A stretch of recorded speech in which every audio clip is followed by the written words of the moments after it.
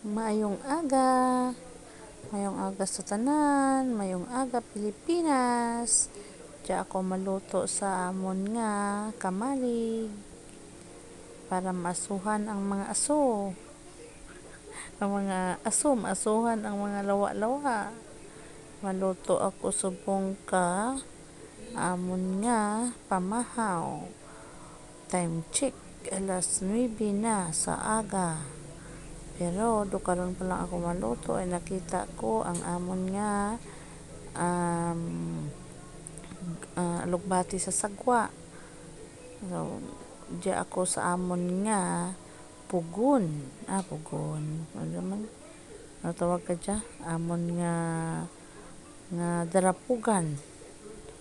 Gamit ang kahoy nga amon ginagamit sang una hasta pagidsubong.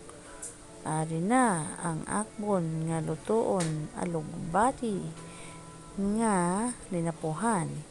Hugasan ko anay kag ibutang sa amon nga karaha. Manamit ang daha nga sa kalayo nga sa kahoy. Masarap.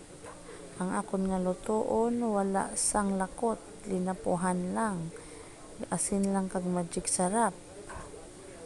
Kag butangan ka o daplian ka pinamarhan lang.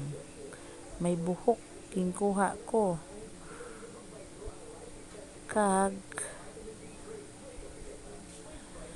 ang alima kong isa ga video, ang alima kong isa o mahigo ako nakita.